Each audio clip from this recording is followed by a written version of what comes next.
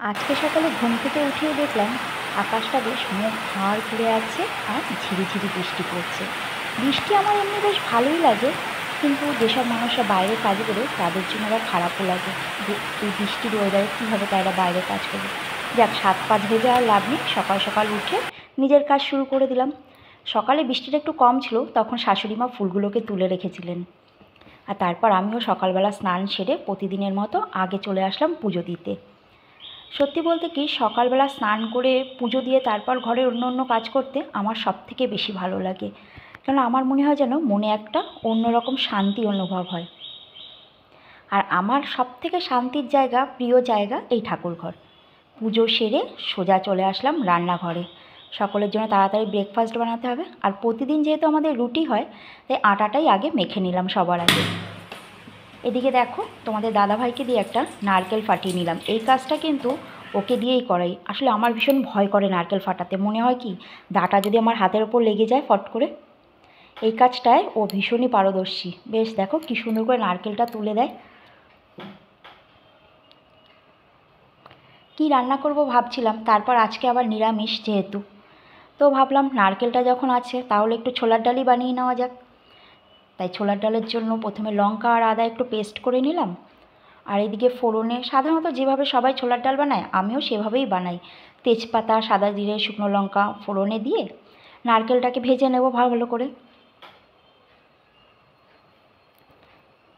আর আমি আবার সব রান্নায় একটু টমেটো দিতে ভীষণ ভালোবাসি, তাই অল্প একটু টমেটোও কিন্তু ছোলার ডালে দিয়েছিলাম। টমেটোটা দিয়েও একটু ভাজা ভাজা করে নিয়েছিলাম, নাহলে টমেটোর মধ্যে দিয়ে একটা কাঁচা গন্ধ বেরোয়, তাই একটু ভাজলেই টমেটো নরম হয়ে যায়। আর এদিকে আদা আর কাঁচা লঙ্কার যে পেস্টটা করে রেখেছিলাম সেটা দিয়ে দিলাম, দিয়ে ভালো করে মশলাটাকে কষিয়ে নিলাম। বাইরে কিন্তু ঝিরিঝিরি বৃষ্টি পড়েই চলেছে, একটা বেশ ঠান্ডা ঠান্ডা রকম ওয়েদার। মশলাটা খুব ভালো করে কষানো হয়ে গেলে, আর এদিকে ছোলার ডালটা আমি আগেই সেদ্ধ করে রেখেছিলাম। যখন আটা মাখতে বসিয়েছি তখনই ছোলার ডালটা সেদ্ধ বসিয়ে রেখেছিলাম। তো ডালটা দিয়ে ভালো করে মিশিয়ে নিতে হবে, একটু সময় ধরে ফুটতে দিতে হবে। আর আমি কিন্তু ডালটাকে নুন হলুদ দিয়ে সেদ্ধ করেছি। নামানোর আগে গরম মশলা আর একটু ঘি, এটা না হলে নিরামিষ ছোলার ডালটা ঠিক ভালো লাগে না। অনেকে আবার পেঁয়াজ রসুন দিয়ে খায়, কিন্তু আমার কিন্তু বেশি ভালো লাগে এভাবে নিরামিষভাবেই ছোলার ডাল রান্না করলে নারকেল দিয়ে।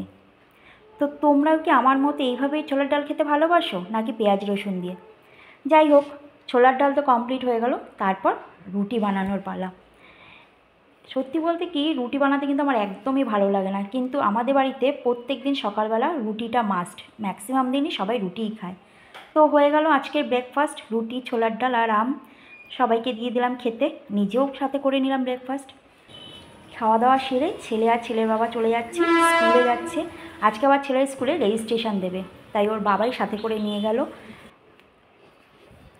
ওরা স্কুলে বেরিয়ে যাওয়ার পর একটু ছাদে চলে আসলাম, বৃষ্টিটা কমে গেছিলো। আর দেখো গাছগুলো জল পেয়ে কেমন ফুলে উঠেছে, আর গাছটায় বেশ ফুলও ফুটেছে সুন্দর, কিন্তু তুলতে পারিনি সকালে। যাক, ছাদের দিকে তাকিয়ে থাকলে তো হবে না, কাজ সারতে হবে। ফের চলে আসলাম ঘরে নিজের কাজেই।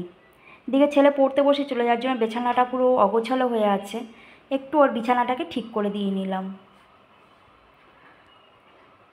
মেয়েদের সারাদিনের কাজের আর শেষ নেই, কি তাই তো বলো? আর গতকাল প্রচুর জামা কাপড় কেচেছিলাম জানো তো, সেগুলোই ছাদে একটু বৃষ্টি কমাতেই সাথে সাথে মেলে দিয়েছি। আবারও চলে আসলাম রান্নাঘরে, দুপুরের রান্না সারতে হবে। তাই কি রান্না করব ভাবতে ভাবতে ছেলে বলে রেখে গেছিলো যে আজকে একটু খিচুড়ি বানাতে, যেহেতু বৃষ্টি পড়ছে। আর এদিকে দেখো, আমি খিচুড়ির জন্য কুমড়ো, আলু, পেঁপে, একটু বিনস কেটে রেখেছি।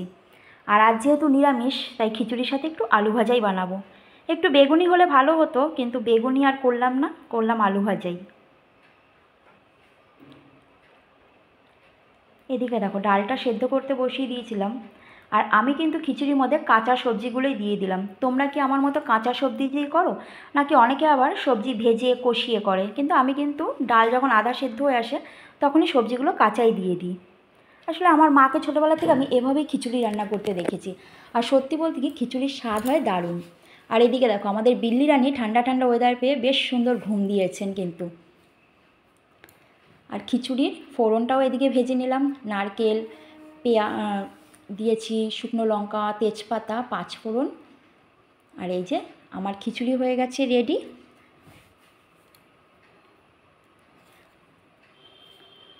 যাক, কেমন হয়েছে দেখতে তোমরা কিন্তু জানিও। আর কি, এবার দুপুরের খাবার সার্ভ করার পালা। সবাইকে দিয়ে নিজের জন্যও খাবার বেড়ে নিলাম। তো আজকের ভিডিওটা এখানেই শেষ করলাম। সবাই ভালো থেকো, সুস্থ থেকো, আর কেমন লাগলো জানিও। পাশে থেকো, সাথে থেকো। আবারও দেখা হবে নতুন একটা ভিডিও নিয়ে। Thanks for watching.